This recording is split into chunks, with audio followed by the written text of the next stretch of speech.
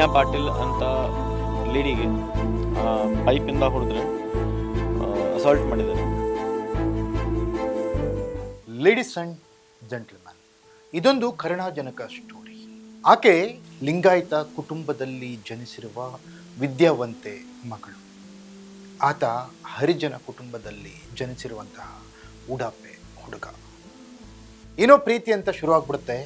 ಪ್ರೀತಿ ಯಾವ ರೀತಿ ಎಂಡ್ ಆಗುತ್ತೆ ಅಂದರೆ, ಹರಿಜನ ಹುಡುಗನನ್ನ ಲಿಂಗಾಯತ ಮಗಳ ತಂದೆ ಕುಟುಂಬಸ್ಥರು ಕುರಿ ಕೊಚ್ಚಿರೋ ಥರ ಕೊಚ್ತಾರೆ. ಮಗಳು ಗರ್ಭಿಣಿಯಾಗಿದ್ರು ಕೂಡ ಶಿರವನ್ನು ತುಂಡರಿಸಿ ಹತ್ಯೆ ಮಾಡ್ತಾರೆ. ಇದ್ಯಾವುದೋ ಸಿನಿಮಾ ಸ್ಟೋರಿ ಅಂತ ನೀವು ಅಂದ್ಕೋಬೇಡಿ, ಇದು ನಿಜವಾಗಿಯೂ ನಡೆದಿರೋದು ಹುಬ್ಬಳ್ಳಿ ತಾಲೂಕಿನ ಘಟನೆ.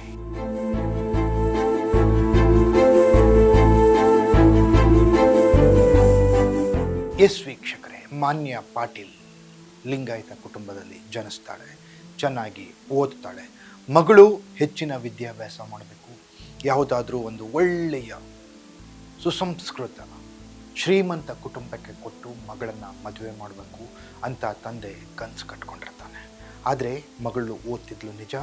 ಓದುವಾಗಲೇ ಮಗಳು ಎಡಬಿದ್ಲು. ಇನ್ಸ್ಟಾಗ್ರಾಮ್ ಮೂಲಕ ಪರಿಚಯವಾದಂತಹ ವಿವೇಕ ಅನ್ನುವ ದಲಿತ ಹುಡುಗನ ಮೇಲೆ ಅದೇಗೋ ಪ್ರೀತಿ ಹುಟ್ಟುಬಿಟ್ಟಿತ್ತು. ಇಬ್ಬರು ಒಬ್ಬರನ್ನೊಬ್ಬರು ಬಿಟ್ಟು ಬದುಕಿರಲಾರದಷ್ಟು ಗಾಢವಾಗಿ ಪ್ರೀತಿಸ್ತಿದ್ರು.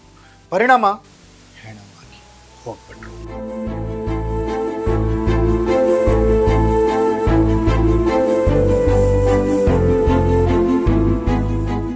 ಎಸ್ ವೀಕ್ಷಕರೇ, ಹುಬ್ಬಳ್ಳಿ ತಾಲೂಕಿನ ಮಾನ್ಯ ಪಾಟೀಲ್ ಹಾಗೂ ಪಕ್ಕದ ಊರಿನ ವಿವೇಕ ಅನ್ನುವ ದಲಿತ ಯುವಕ ಮಾನ್ಯ ಜೊತೆ ಸಲಿಗೆಯಂದಿರ್ತಾನೆ.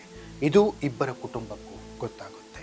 ಆಗ ಲಿಂಗಾಯತ ಪಾಟೀಲ್ ಕುಟುಂಬದ ಮಾನ್ಯ ಪಾಟೀಲರ ತಂದೆ ಕುಟುಂಬಸ್ಥರು ವಿವೇಕ ಕುಟುಂಬಸ್ಥರನ್ನ ಕರೆಸಿ ವಾರ್ನ್ ಮಾಡ್ತಾರೆ.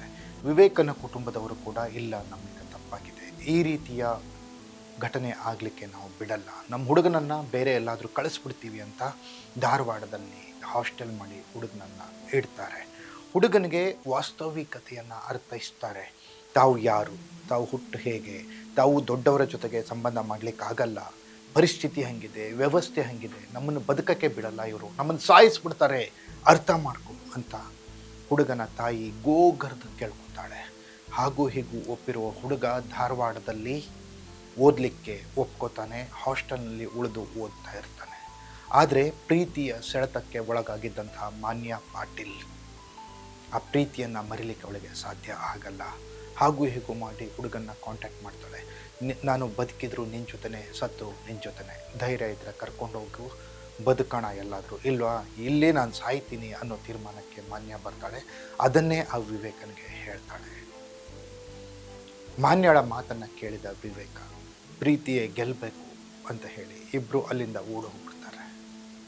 ಹಾಗೂ ಹೀಗೂ ಮಾಡಿ ಹುಬ್ಬಳ್ಳಿಯಲ್ಲಿ ರಿಜಿಸ್ಟರ್ ಮ್ಯಾರೇಜ್ ಮಾಡಿಕೊಂಡು ಹುಬ್ಬಳ್ಳಿಯಲ್ಲಿದ್ದರೆ ಇವರು ಬದುಕಕ್ಕೆ ಬಿಡಲ್ಲ ಅಂತ ಹೇಳಿ ದೂರದ ಹಾವೇರಿಯಲ್ಲಿ ಹೋಗಿ ತಮ್ಮ ಪ್ರೀತಿಯ ಪಯಣವನ್ನು ಮುಂದುವರಿಸ್ತಾರೆ.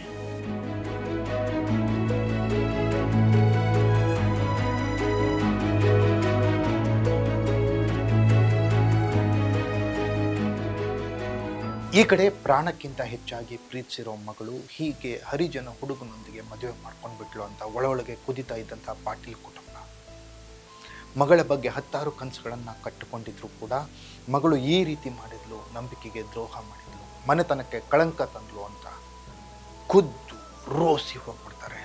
ಎಲ್ಲಿ ಸಿಕ್ಕರು ಕೊಚ್ಚ ಹಾಕೋಣ ಅನ್ನೋ ತೀರ್ಮಾನಕ್ಕೆ ಬಂದ್ಬಿಡ್ತಾರೆ.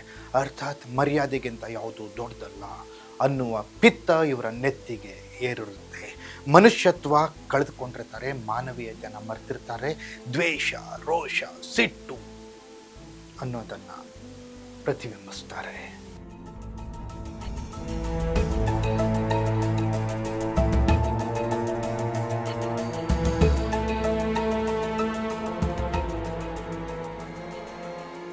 ವೀಕ್ಷಕರೇ, ಹಾವೇರಿಯಲ್ಲಿ ಜೀವನ ನಡೆಸ್ತಾ ಇದ್ದಂತಹ ಮಾನ್ಯ ಮತ್ತು ವಿವೇಕ್ ಅವರ ಪ್ರೀತಿಗೆ ಮಾನ್ಯ ಗರ್ಭಿಣಿ ಆಗ್ತಾಳೆ.